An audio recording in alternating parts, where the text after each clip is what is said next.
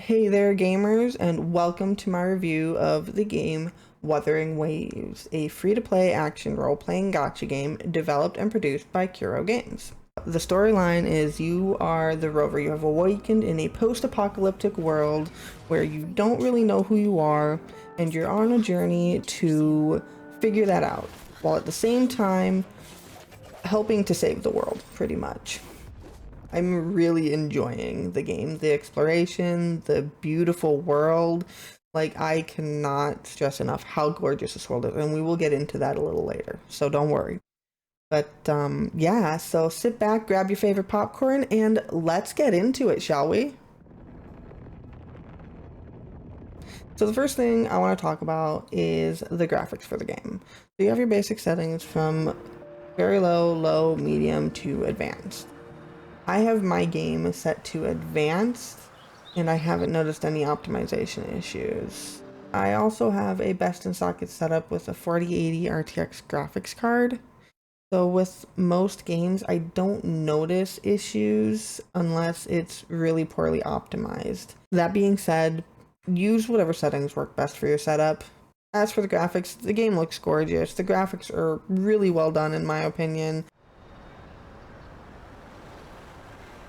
Next, I'd like to talk about the world of Wuthering Waves. It's set in a fantasy, sci-fi, post-apocalyptic world.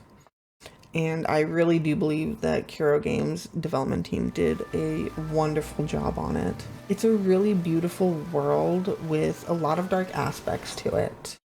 So like one moment you're running around in this area that's got all kinds of plant life and it's green and vibrant.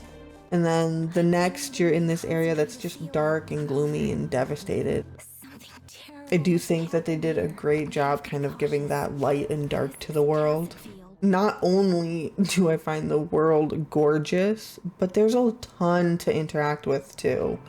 From quests to challenges, chests to open, and plants, bugs, and rocks to collect. Creatures to kill so you can take their echoes, which is something we'll touch on a little later. From NPCs just wandering around to enemies ready for a fight. It feels like a full world. And I'm really excited to see what Kuro Games adds next to it. Let's get into the loot system.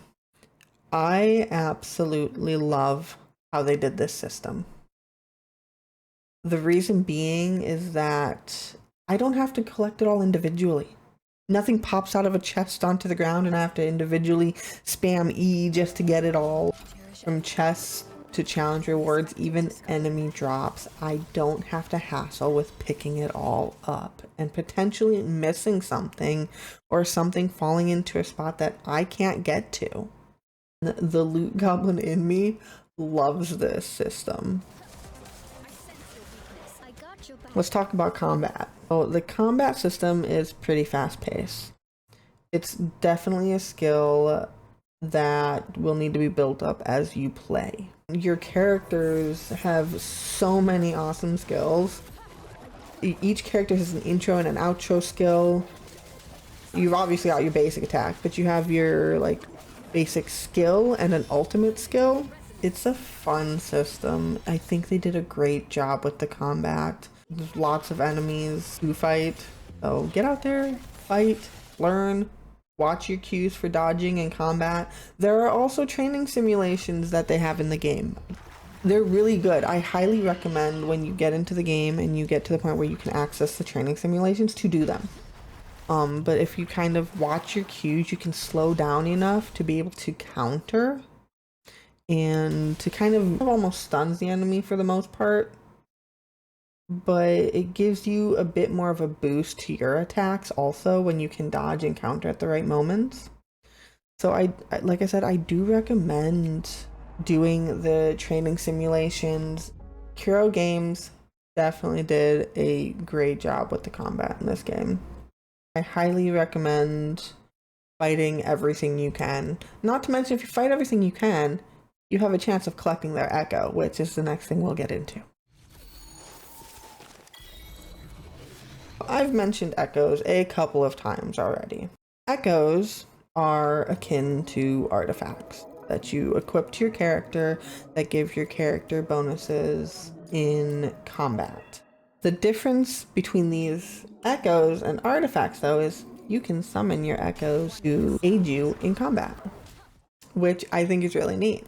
You can level up your echoes, and once they reach a certain level, you can tune them, which will add a random attribute with each tuning. You can also condense echoes, make a more powerful echo, I guess. So go get your echoes. So the characters in this game are called resonators. Each resonator is categorized into one of 6 elemental categories. And this is the type of damage they do when they use their skills and their ultimates. Each character has a training simulation to teach you how to use that character. It tells you how to use their basic attacks, how to use their hold, tells you how to use their skill and ultimate, and what their foretaste circuit, which is the gauge just above the health bar.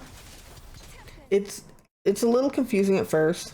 It is, because there's a lot to kind of pay attention to when you're in combat for these characters.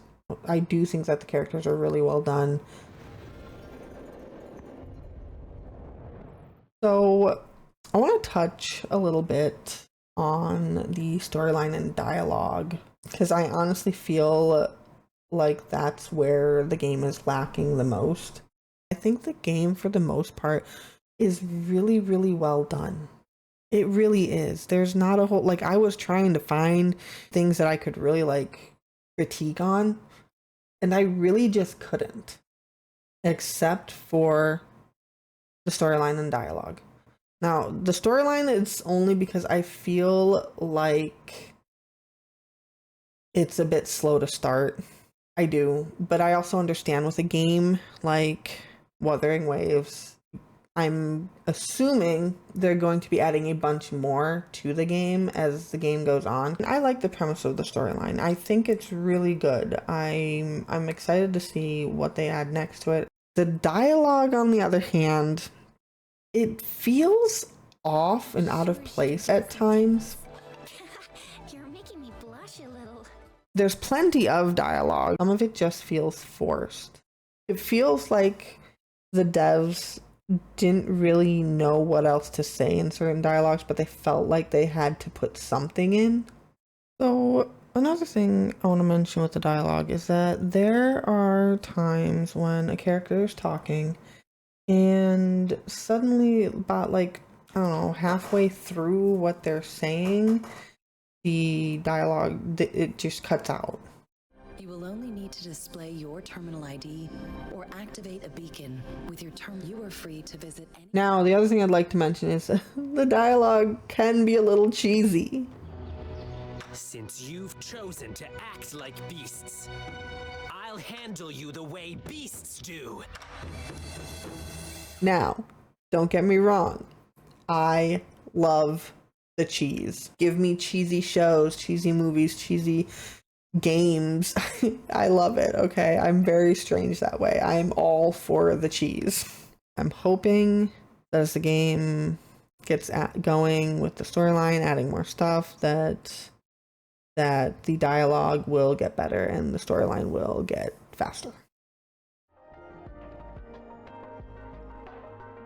Wuthering Waves is a gacha game, and that means that they are hoping that you spend money, real world money, to buy in-game currency to be able to collect higher level characters and weapons. You can collect the in-game currency, obviously, while playing the game. It is still a free-to-play game. You just don't get as much of the in-game currency.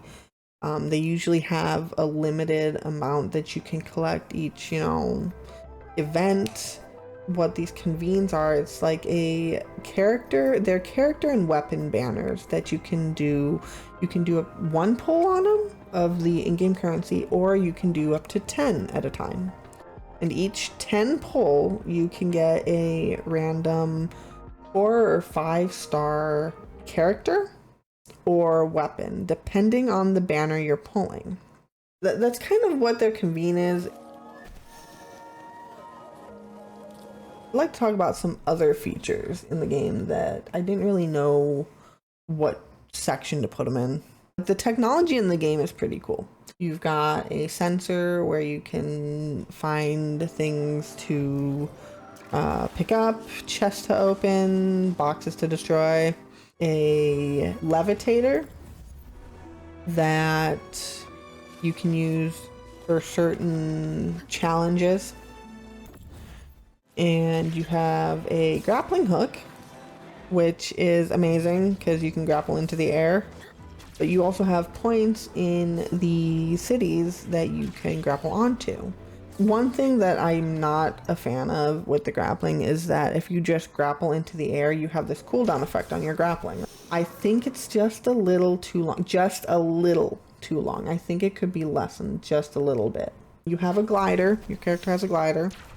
You know, so you're not just...